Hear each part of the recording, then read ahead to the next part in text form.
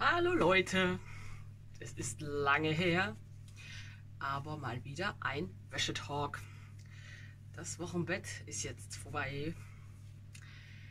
Unsere Jüngste ist jetzt schon 2,5 Monate. Und die Wäsche läuft natürlich jeden Tag, aber ich nutze eigentlich diesen Wäscheraum, so mein Ruheraum. Hier entspanne ich beim Wäsche aufhängen, weil hier ist es immer schön ruhig. Ja, aber heute habe ich mal wieder ein bisschen Kapazität für Wäschetalk. Ja, pünktlich zum Ende des Wochenbetts ist mein Wochenbettbuch rausgekommen. Das habe ich mit der Navina Salomon zusammen gemacht. Jetzt denkt ihr, ja, die hat im Wochenbett gearbeitet. Wie macht die das nur? Das ist so eine Frage, die mir oft gestellt wird. Wie machst du das nur? Also ich muss euch enttäuschen, ich habe das nicht im Wochenbett gemacht, jetzt nicht in diesem und auch nicht im letzten. Das Buch haben wir schon vor den Zwillingen angefangen. Und ich arbeite natürlich nicht die ganze Zeit, aber wenn man dran bleibt, dann schafft man in tippel kleinen Schritten auch ein bisschen größere Projekte. Das ist das gute Buch. Es ist unterteilt in 2 Teile. Es gibt ja auch 2 Autoren. Also der erste Teil ist von mir und der zweite ist von Navina. Der erste Teil ist so eine Mischung aus Tagebuchteil und Informationsteil. Kann man notieren, wenn man will. Und dann gibt es dann Informationen auf der anderen Seite. Weiß nicht, seht ihr das? Sieht man, ja. Mehr Informationen und Tagebuchteil. Ja, so hätte ich mir das nämlich gewünscht, als ich im Wochenbett war. Dass man so was Leichtes lesen kann und selber aufschreiben, was man so erlebt. Und der zweite Teil ist dann von Navina eine Mischung aus nochmal vertieftem Wissen, Praxistipps und Übungen und was so im Wochenbett hilfreich ist, was schön ist, sich Gedanken drüber zu machen, wie will ich das und das machen. Es ist besonders, denke ich, für Erstmütter schön. Ist jetzt kein super ausführliches Standardwerk mit über jedes Detail mit Studien unterlegt und sonst irgendwas, sondern Grundinformationen und sowas Schönes für die Seele, was man halt im Wochenbett braucht. Was nicht einfach nur so harte Fakten, sondern im Wochenbett ist mehr so, das braucht man ein bisschen so was Schönes. Und das soll das Buch euch mitgeben. Kann man auch schön verschenken, vielleicht so. Ja, meine Wochenbettkarriere, die hat ja auch nicht so rühmlich angefangen. Jetzt war es ja mein 8. Wochenbett. Und da ist man ja dann schon ein bisschen erfahren. Man weiß so, was man braucht und was nicht. Aber mein erstes Wochenbett, ich war ziemlich naiv. Ich habe immer nur bis zur Geburt gedacht. Und danach dachte ich, naja, dann habe ich dann ein Baby und dann geht es so weiter, der Alltag und so. Wir waren ja dann auch noch so schlau und haben dann das Auswandern in die Zeit gelegt. Also wir sind nach Schweden ausgewandert, da war unsere Große 1 Monat alt. Ja, und dann war die noch ein Schreikind und die Nächte waren, oh, ja, die Nächte waren nicht quasi. Und ich war entsprechend fertig. Also mir ging es nicht gut in der Zeit, mir ging es überhaupt nicht gut. Und ich habe das völlig unterschätzt. Ich konnte es mir auch überhaupt nicht vorstellen. Da haben zwar alle immer gesagt, ja, und dann verändert sich alles und Wochenbett und da musst du auf dich aufpassen. Ich dachte mir, naja, gut, ich hebe halt nicht schwer beim Umzug, das dürfen halt andere machen. Und sonst, ja. Aber ja, es passiert doch eine ganze Menge. Also ich habe das jetzt über die Wochenbetten immer so, kann man das gut beobachten, wie mein Körper so reagiert, wie ich reagiere. Und es ist bei mir eigentlich immer so, dass nicht nur unter der Geburt, sondern auch so die ersten Tage und Wochen bin ich in so einer Blase. Also ich habe dann so einen Widerwillen dagegen, überhaupt raus in die Welt zu gehen, einkaufen zu gehen. Ich will das alles gar nicht sehen. Ich will so einfach nur ich und mein Baby und lasst mich alle mit allem anderen in Ruhe. Und ja, man macht sich mehr Gedanken, man ist sensibler und was irgendjemand sagt, raushaut, das hängt einem länger nach, so wie auch am Ende der Schwangerschaft schon.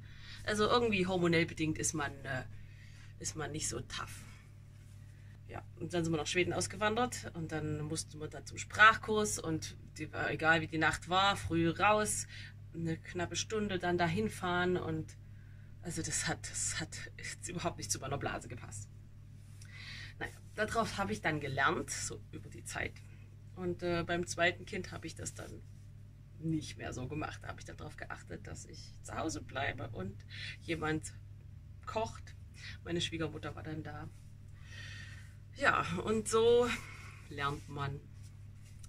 Das letzte Wochenbett jetzt war sehr angenehm. Ich hatte eine Freundin da, die geholfen hat, die gekocht hat in der ersten Woche. Also speziell die erste Woche oder sag mal die ersten 2 Wochen, die ersten 10 Tage gelten ja als Frühwochenbett. Die sind so die sensibelsten. Da will ich auf jeden Fall jemanden da haben. Nicht nur meinen Mann, weil der ist überfordert, hoffnungslos, wenn der hier einen Haushalt machen müsste, kochen und so. Nee.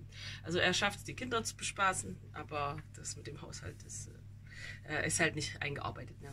Wenn man keine Routine hat als Mann sowieso, dann, ja, dann kriegt man vielleicht gerade mal noch ein paar Bratwürste in die Pfanne geschmissen oder ein bisschen Spiegelei gemacht und ansonsten. Ja, von daher war das sehr schön, dass die Freundin da war und die ist auch eine erfahrene Mutter und hat das super gut gemanagt. Und diesmal hatte ich auch nicht mit den Verspannungen zu tun. Dadurch, dass ich die Zahnspangenbehandlung hatte, habe ich jetzt nicht mehr so. Vorher war ich so wahnsinnig verspannt im Wochenbett. Ich habe mir auch mal eine Massage gegönnt in einem Wochenbett, weil ich immer so verspannt war. Und das war jetzt dann zum Glück nicht mehr. Und ja, da habe ich das doch eigentlich ganz gut genossen. Aber ich habe wieder sehr deutlich diese Blase wahrgenommen und habe die auch ganz bewusst zelebriert und erst wieder so meinen üblichen Tageslauf aufgenommen, als ich dann auch so gemerkt habe, ja doch, jetzt fühle ich mich wieder danach. Jetzt fühle ich mich wieder mal nach draußen gehen und in den Laden gehen, einkaufen und alles solche Sachen. Und das ist eigentlich auch eine schöne Zeit. Also das ist ja eine besondere Blase, die man da hat. Das kommt halt nicht so oft vor. Es fängt schon am Ende der Schwangerschaft an, ganz leicht, auch die ganze Schwangerschaft lang eigentlich, wo man sich so ein bisschen so fühlt, so in der Blase. Aber zum Ende hin ist es besonders. Ja, das hätte mir mal einer am Anfang erzählen sollen.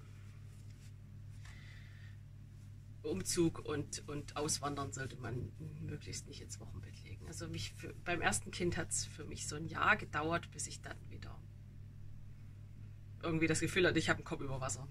Aber das ist auch ganz unterschiedlich. Also mein Baby jetzt ist auch sehr pflegeleicht, aber mein erstes Baby war überhaupt nicht pflegeleicht. Das war, ja, also jetzt waren es 4 Wochen oder 3 Wochen und dann waren die Nächte, dann hat die kapiert, nachts schläft man und wacht sie einmal zum Stillen auf. Und dann, ja, da schlafe ich eigentlich dann auch gut und dann kann ich auch wieder meine tägliche Routine machen. Aber zerrissene Nächte sind echt ein Killer. Also wenn man mehrere Nächte lang nicht schläft, nicht richtig schläft, unterbrochen schläft, erst um 3 oder 4 überhaupt einschlafen kann, das schmeißt alles durcheinander. Also dann kann man einfach nicht den üblichen Rhythmus weiterfahren. Ja. Jedenfalls hoffe ich, dass unser Buch euch erfreut. Vor allem eben, wenn ihr erstes Wochenbett erlebt oder auch das zweite oder dritte, keine Ahnung. Es soll eine kleine Verschönerung des Wochenbetts sein.